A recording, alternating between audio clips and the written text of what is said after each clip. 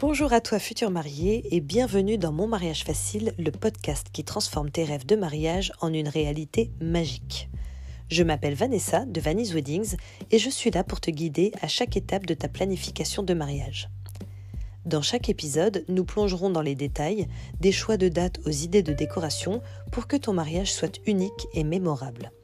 Parfois seul, parfois accompagné, tu trouveras ici des conseils pratiques pour créer le mariage de tes rêves. Alors abonne-toi dès maintenant à Mon mariage facile sur ta plateforme de podcast préférée et prépare-toi à vivre une aventure inoubliable vers le mariage de tes rêves. Mon mariage facile par Vanessa de Vanny's Weddings, parce que ton mariage mérite d'être parfait.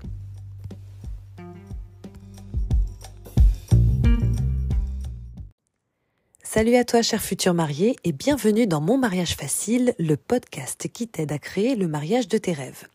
Je suis Vanessa de Vanny's Weddings, je suis organisatrice de mariage, décoratrice mais également officiante de cérémonie.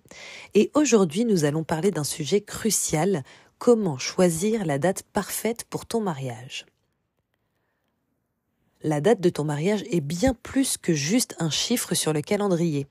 Elle est le point de départ de ton voyage vers le grand jour de ta vie et c'est pourquoi il est essentiel de la choisir avec soin. Commençons par quelques facteurs pratiques. Tout d'abord, vérifie toujours les disponibilités des lieux de mariage que tu envisages. Les lieux populaires sont souvent réservés longtemps à l'avance, je dirais en région parisienne, minimum 1 an, voire 2 ans. Alors planifie bien en amont si tu as un lieu de rêve en tête. Pour parler de manière un petit peu plus concrète, si tu envisages de te marier dans une salle que tu vas trouver en zone industrielle, donc une salle de fête, une salle de réception qui va être très grande, avec plein de choses à l'intérieur, des jolis lustres, etc., etc. Tu peux ne pas t'y prendre trop à l'avance, car en général, il y a beaucoup de turnover, et c'est exactement le type de salle où tu n'es pas dans l'obligation de prévoir ton mariage 1 an, voire 2 ans à l'avance. Un autre type de lieu où tu n'as pas forcément besoin de t'y prendre des années à l'avance, ce sont les châteaux très haut de gamme. Au vu de leurs tarifs, ce sont des lieux qui sont vraiment réservés à une certaine élite. Et du coup, si tu n'as pas les finances pour aller avec, clairement, tu ne pourras pas réserver, même si c'est 1 ou 2 ans à l'avance. Du coup, ce sont des lieux qui sont souvent assez disponibles. On peut clairement les booker 8 mois ou 6 mois juste avant le mariage. Et ça, c'est plutôt pas mal. En revanche, lorsqu'on est sur du lieu de moyenne gamme, qui a un très bon rapport qualité-prix, par exemple les domaines, on va dire les petits châteaux également, là, il va vraiment falloir t'y prendre minimum 1 an, voire 2 ans à l'avance. Pour ma part, je connais par exemple plusieurs lieux que je ne peux absolument pas appeler pour l'année prochaine, car je sais qu'ils sont déjà blindés. Donc c'est vraiment quelque chose qu'il faut savoir lorsqu'on commence à organiser son mariage. Si tu as un lieu qui t'a vraiment tapé dans l'œil, commence par appeler ce lieu et lui demander quels sont ses délais en termes de réservation. Car tu as également l'inverse, il y a certains lieux, de moyenne gamme également, des domaines, des fermes, etc., qui, eux, n'ouvrent pas leur agenda avant une certaine date. Ce qui fait que tu peux les réserver pour l'année prochaine, mais par exemple, si tu te maries l'année d'après, tu ne pourras absolument pas ni booker de visite, ni réserver ta date. En tout cas, conseil de professionnel, si tu as la possibilité d'organiser ton mariage en 1 an minimum, voire 2, ça te laisse largement le temps de voir venir et en plus de ça, ça te permet d'échelonner tous tes paiements, ce qui permet une meilleure gestion de ton budget. D'autre part, concernant ton lieu, cela te donnera beaucoup plus de chances de réserver le lieu qui correspond parfaitement à votre vision du mariage. Lorsque tu contactes les lieux potentiels, pose-leur des questions sur leur calendrier de réservation et sur la disponibilité des dates qui t'intéressent. N'hésite pas, si tu le peux, à envisager des dates en semaine ou hors saison, parce que si tu es flexible, cela peut te donner beaucoup plus d'options et parfois, voire souvent, des tarifs plus avantageux. Prends surtout le temps de visiter les lieux en personne pour t'assurer qu'ils correspondent à tes attentes en termes de taille, de style, d'ambiance, mais également en termes de personnel. Il m'est déjà arrivé d'aller visiter des lieux avec des futurs mariés, lieux qu'on adorait, en tout cas sur les photos, etc. Vraiment, perso, j'étais conquise, eux aussi. Et lorsqu'on arrive, la personne qui nous reçoit est tellement désagréable que rien que pour ça, mes mariés n'ont pas voulu signer. Et en toute honnêteté, je les comprends. Parce que si ton hôte est désagréable le premier jour où il te voit, sachant que tu n'as pas encore signé, je ne veux même pas imaginer ce qui se passera une fois que tu auras apposé ta signature et donné ton premier acompte.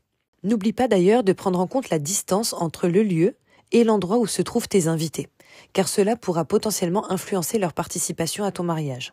Pour certaines personnes, je sais que c'est très important. Je ne te cache pas que si demain je me mariais, quelqu'un qui estime qu'il ne va pas se déplacer pour mon mariage, c'est quelqu'un qui, à mon sens, ne mérite même pas d'y être, mais chacun voit midi à sa porte. Ensuite, considère également la saison. Chaque saison a son charme, que ce soit un mariage ensoleillé en été, un mariage automnal avec les couleurs chaudes des feuilles, un mariage hivernal romantique ou un mariage printanier tout fleuri.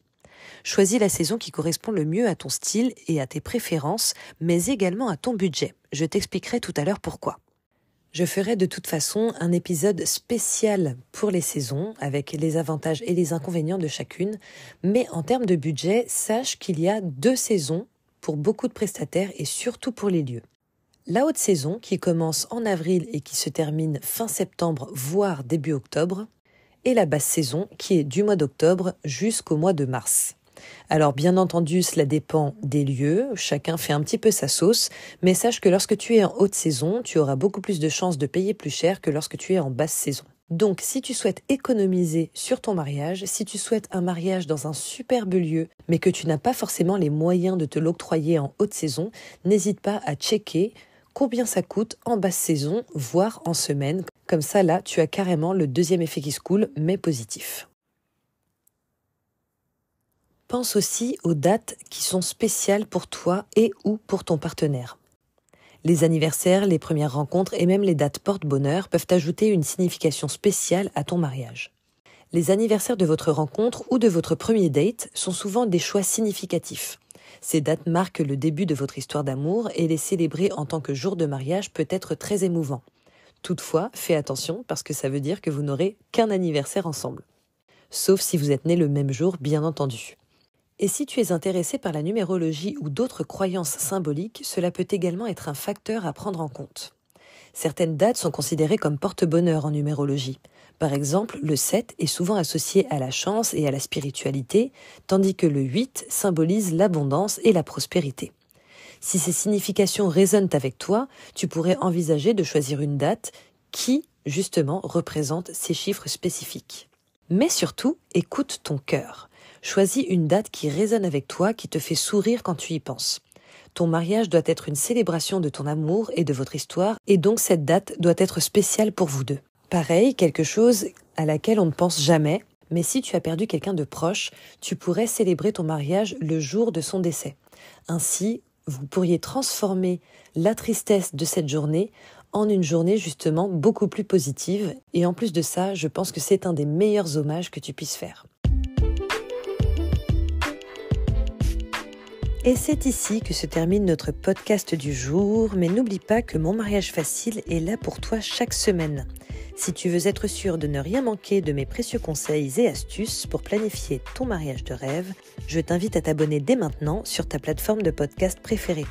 De plus, si cet épisode t'a été utile et que tu souhaites soutenir le podcast ou me soutenir moi parce que je suis tellement sympa, je t'encourage à laisser une note et un commentaire sur la plateforme que tu utilises. Tes retours sont précieux et aident d'autres futurs mariés à trouver mon podcast. Pour aller encore plus loin dans ta réflexion sur la date de mariage idéale, n'hésite pas à télécharger gratuitement mon questionnaire que je te mets en légende de ce podcast. Ce questionnaire personnalisé te guidera dans le processus de choix de date et te permettra d'explorer tes préférences en profondeur. Enfin, si tu veux rester connecté et découvrir encore plus de conseils exclusifs, suis-moi sur Instagram, @VanisWeddings tout attaché. C'est là que je partage régulièrement des astuces supplémentaires, des inspirations et que nous pouvons échanger en direct. Merci d'avoir écouté cet épisode de Mon Mariage Facile. J'ai hâte de te retrouver dans le prochain épisode où nous plongerons dans l'excitante planification de mariage. D'ici là, reste inspiré et à bientôt!